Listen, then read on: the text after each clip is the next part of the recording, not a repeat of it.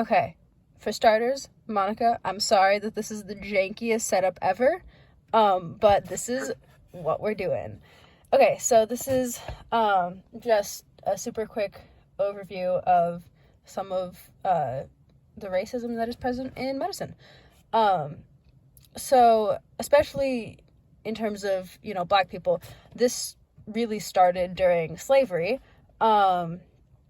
where, you know, people who were enslaving others would, obviously against their will, force them to participate in all kinds of like crazy experiments and stuff. There was one guy, I forget his name now, but basically he did an experiment on an enslaved black man where he built a pit and like basically there was like fire and like hot coals and stuff in the pit, and he forced a slave to like literally sit in that pit, and he measured how long it took for that person to get like basically heat exhaustion. And then he would do that like No. he would literally continue doing that for many times until he came up with what he considered the cure to like heat stroke and heat exhaustion. And so that's obviously that's just one example, but some ideas that were started during slavery were that black people had weak lungs, and that could be helped with manual labor. That it was also believed that they were impervious to pain, or at least didn't feel it the same, right? Apparently, according to the white people back then, they had a higher heat tolerance, which enabled them to be able to work in the sun easier. And they were susceptible to some diseases, but they were like immune to others. And they also thought that they had larger sex organs and that they had smaller brains. Which, Wow. yep, yeah. Just a bunch of racist shit. Who could have predunk? Really. Some examples throughout history, awful, honest, like, I don't even know where to start. One of them, white people, on purpose, gave a bunch of black people syphilis and then didn't treat them to see what would happen. Yeah. And then in the 1800s, the like father of gynecology, he performed numerous like gynecological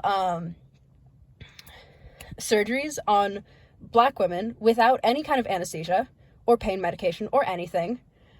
And then a bunch of inmates were forced to participate in medical research.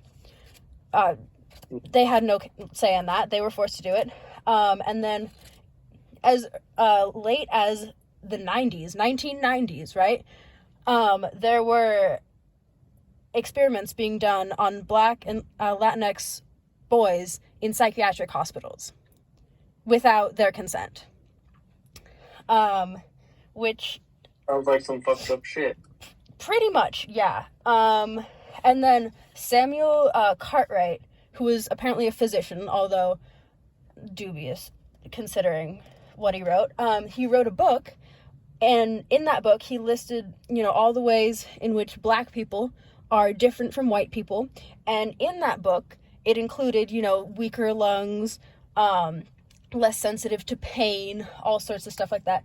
And that was considered like a medical document for many, many years.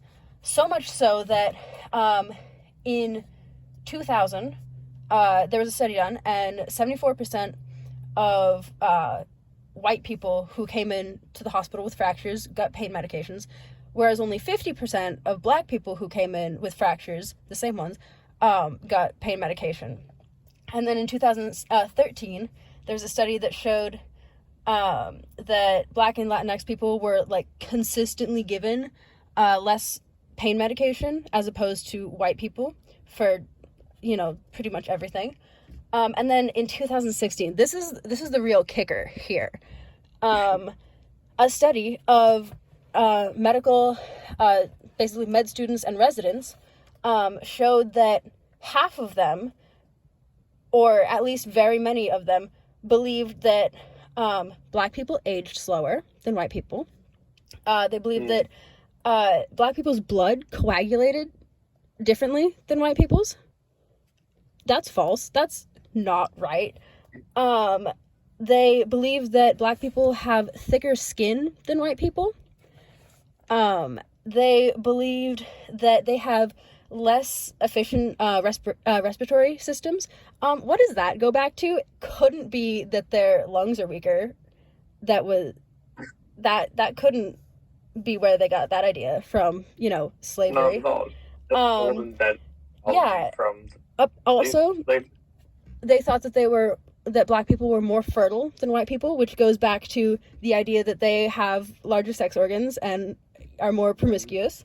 And they were thought to have stronger immune systems, again, going back to that immunity to the diseases that was perpetuated, during slavery. And let's see, what was that one? Oh, that their nerve endings are less. A bunch of like doctors and med students believe that Black people's nerve endings are less sensitive than white people's, which basically is just saying that they don't experience pain.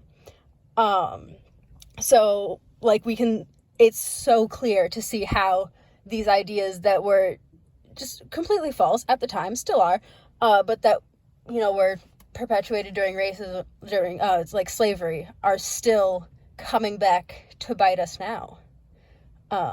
Yeah. So, what are your thoughts on that? I don't know. It's kind of very wacky. Wacky's not the term. Wacky's the term I will use. It's kind of it's a messed up situation, and it's just like it's showing how embedded racism is in all parts of our society, going down to like how medicine is thought of and made. Yeah, I don't know. It's honestly just fucked up. It is so incredibly. And like, okay, this is one other thing. In med school, all of the like diagrams and stuff for especially like skin diseases and stuff are only ever showed on white skin. They are never showed on darker skin tones. So it's like people with darker skin tones are immediately at a disadvantage because the doctors literally don't know how to diagnose them. It's just such a flawed system. And as somebody who like wants to be a doctor, it hurts to know that like that might still be the case when I go to med school. Like, yeah, it probably will be. I don't know how it really grinds my gears. Anyway, that was my presentation.